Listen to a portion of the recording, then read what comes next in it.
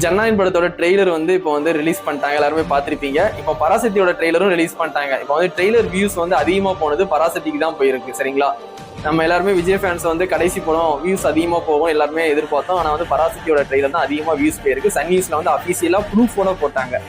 அதனால வந்து எப்படி வியூஸ் போச்சுன்னா, நம்ம அண்ணன் படத்துக்கு நிறைய வந்து டிராப் பேக் இருக்கு. இந்த ட்ரெய்லர் பார்த்ததுக்கு அப்புறம் இந்த கேசரி படம் மாதிரி இருக்கு, கதை நல்லா இல்லை அப்படின்ட்டு எனக்கே வந்து படம் ட்ரெய்லர் பார்த்த 5 நிமிஷத்துலேயே வந்து ட்ரெய்லர்னு சொல்லி நான் படம் ட்ரெய்லர் வந்து ஒஸ்ட்டு, கடைசி படத்தை இப்படி பண்ணிட்டீங்களே அப்படின்னு சொல்லி நான் வந்து வாட்ஸ்அப் ஸ்டேட்டஸ் வச்சிருப்பேன். எனக்கு வந்து திருப்தி ஆகலை.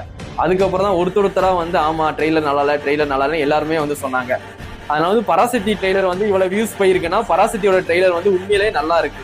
ஏன்னா ஒரு பெரிய டைரக்டர் பெரிய ஆக்டர் நடிச்சிருக்காங்க. ப்ரொடியூசர்லாம் விடுங்க, படத்துல டைரக்டரும் சரி ஆக்டரும் சரி, ஒரு பெரிய ஆக்டர் ஒரு பெரிய டைரக்டர், ட்ரெய்லரும் சூப்பராகவே இருந்துச்சு. சரிங்களா, அதனாலதான் வந்து எல்லாருமே அவளை பார்த்துருக்காங்க. சிவகார்த்திகேயனுக்கு அவ்வளோ ஃபேன்ஸ் கிடையாது, அவ்வளோ எதிர்பார்ப்பு கிடையாது பராசக்தி படத்துக்கு. இருந்தாலும் இவ்வளோ வியூஸ் போச்சுன்னா ட்ரெய்லரு நல்லா இருக்கு, அதனாலதான் வந்து அவ்வளோ வியூஸ் போயிருக்கு. இதை வந்து ஒத்துக்கணும் நம்ம விஜய் ஃபேன்ஸு.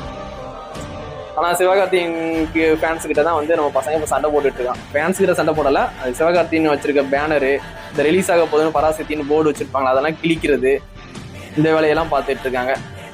இதனால வந்து விஜயனுக்கு ஓட்டு போடுறவங்க கொஞ்சம் யோசிப்பாங்கன்னு யாருமே யோசிக்கிறது கிடையாது. எல்லாம் பண்ணிட்டாங்க. கடைசி படம் இப்போதான் சண்டை போடணும். இதே ஒரு அஜித் படத்தை போட்டிக்கு விட்டுருந்தா அந்த மாதிரி நம்ம பசங்க பண்ணியிருக்கவே மாட்டாங்க. அஜித் ஃபேன்ஸு பதிலுக்கு வச்சு செஞ்சிருவாங்கன்னு அவங்களுக்கும் தெரியும். சைலண்டாக இப்படி இருந்திருப்பாங்க.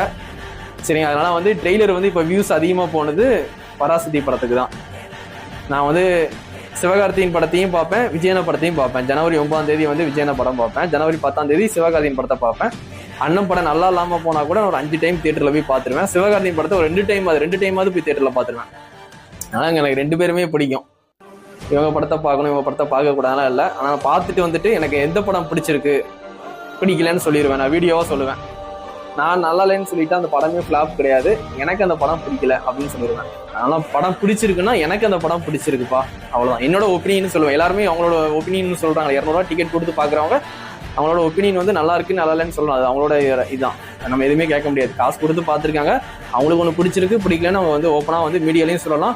நீ தியேட்டருக்கு வெளியே வந்து மைக் எடுத்துட்டு நிற்கும் போது அவங்ககிட்ட கூட நீங்கள் சொல்லலாம், பிடிச்சிருக்கு பிடிக்கல, யாருமே தப்பு சொல்ல மாட்டாங்க. நீ காசு கொடுத்து நீ போய் படம் பார்க்க, உனக்கு ஒன்று பிடிச்சிருக்கு பிடிக்கலன்னு சொல்கிற ரைட்ஸ் இருக்கு. உனக்கு வந்து விஜய் படம் பிடிக்கலையா, விஜய் பிடிக்காதா அப்படிலாம் கிடையாது.